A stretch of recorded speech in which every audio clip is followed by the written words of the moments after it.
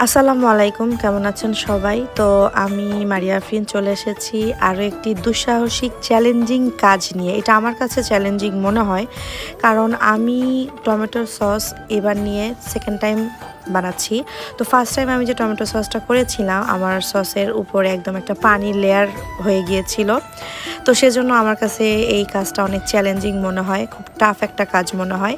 তো এই জন্যই এই কথাটা বললাম। তো যাই হোক, আমি আজকে বাচ্চাদের জন্য টমেটো সস বানাচ্ছি। তো অনেক দিন ধরেই আপনাদের ভাইয়া বলছিল যে টমেটোর সস বানানোর জন্য, তো আজকে সাহস করে বানিয়ে ফেললাম। এখানে প্রায় 3 কেজির উপরে টমেটো আছে। এটাকে আমি ভালো করে সেদ্ধ করে নিয়ে ব্লেন্ড করে নিয়েছি, দেখুন। তো আমি এখন এই ব্লেন্ড করা টমেটোটাকে খুব ভালো করে জাল করে এবং অন্যান্য যে প্রসেসিংগুলো এতে দরকার, আমি সবটাই এখানে আপনাদের সঙ্গে একটু একটু করে শেয়ার করার চেষ্টা করব। টমেটো জাল হতে থাক, আর আমি এদিকে ফ্রিজ থেকে সংরক্ষিত গাছপাকা তেঁতুল বের করে এটাকে ভালো করে ধুয়ে আমি একটু পানিতে ভিজিয়ে নিচ্ছি, কারণ আমি এই সসে একটু তেঁতুল অ্যাড করব একটু বেশি পরিমাণ টক হওয়ার জন্য, কারণ টমেটোটা একটু মিষ্টি ছিল। তো আমি আবার চলে এসেছি রান্নাঘরে। এখন এখানে এসে আমি টমেটোর যে সসের যে গ্রেভিটা, এটাতে আমি মরিচ অ্যাড করতেছি, শুকনো মরিচ। তো আমি এখানে প্রাথমিক পর্যায়ে 3 চামচ দিয়েছি। তো আমি এরপরে আবার টেস্ট করে দেখব, যদি প্রয়োজন হয় আমি আরও কিছু অ্যাড করব। এবং সেই সাথে আমি 3 চামচ চিনি অ্যাড করতেছি। তো এই যে চামচের যে পরিমাণ, এটা হচ্ছে 1/3 কাপ মেজারমেন্ট চামচের। তো আমি এটা 3 চামচ চিনি অ্যাড করব এতে। তো আমি চিনিটা এখন 3 চামচ দিচ্ছি, বাট পরবর্তীতে যদি আরও প্রয়োজন হয় তখন আমি আরও কিছু চিনি অ্যাড করব, আর না লাগলে সেটা করব না। তো আপনারাও আপনাদের স্বাদ মতো চিনি, ঝাল এগুলো অ্যাড করে নেবেন। আর এই পর্যায়ে আমি লবণ দিয়ে দিচ্ছি। লবণটাও আমি স্বাদ মতো দিব। তো এখন আমি আপাতত 3 চামচ দিচ্ছি, যদি আরও লাগে পরবর্তীতে দিব।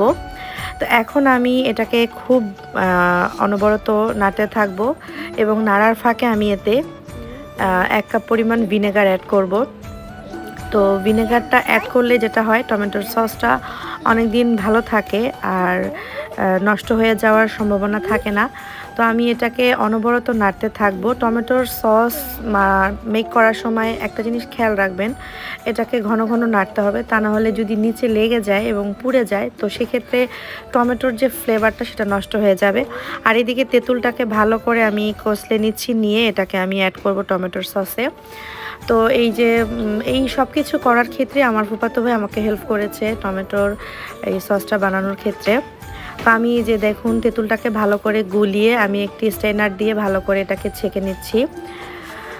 তো এইটা আসলে যার যার পছন্দ, আপনারা চাইলে স্কিপ করতে পারেন, কিন্তু আমার কাছে মনে হয়েছে যে আমি একটু তেঁতুল অ্যাড করি তাহলে একটু টকটা একটু বেশি হবে, যেহেতু আমার টমেটোগুলো একটু মিষ্টি মিষ্টি ছিল।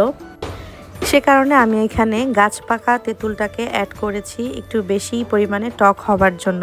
কারণ আমার কাছে মনে হয় সসের টেস্টটা যদি টক, মিষ্টি, ঝাল তিনটার সংমিশ্রণে না হয়, তাহলে মনে হয় কি যে সসটা যেন পারফেক্ট না। তেঁতুলটা অ্যাড করা হয়ে গেলে আমি আরও বেশ কিছুক্ষণ সসটাকে চুলায় জাল করব। তো এই পর্যায়ে আমি কর্নফ্লাওয়ার গুলিয়ে দিয়ে দিচ্ছি। আমি তেঁতুল অ্যাড করার পরে প্রায় 20 মিনিটের মতো সসটাকে চুলোয় দিয়ে বেশ কিছুক্ষণ নেড়েচেড়ে জাল করে নিয়েছি। তো আমার সসটা নামানোর ঠিক আমি 10 থেকে 15 মিনিট আগে আমি এখানে কর্নফ্লাওয়ারটা অ্যাড করে নিলাম। তো আমার সস কমপ্লিট, আমি এটাকে ঠান্ডা করে নিয়েছি। এখন বোতলে ভরার পালা। এই যে দেখুন, আমি দোকান থেকে কেনা সসের বোতলগুলো রেখে দিয়েছিলাম। আসলে আমি ফেলে দিতে গিয়েছিলাম, আমার ফুফাতো ভাই আমাকে এই আইডিয়াটা দিয়েছে যে রেখে দাও আপু, কাজে লাগবে। তো আপনারাও এটা করবেন। তো আমিও সেম কাজটা করেছি, এই যে বোতলে ভরে নিয়েছি। এখন আমি এভাবে করে সংরক্ষণ করে ফ্রিজে রেখে খেতে পারবো। তো আজকের মতো ব্লগটা এখানেই শেষ করছি। আল্লাহ হাফেজ, আসসালামু আলাইকুম।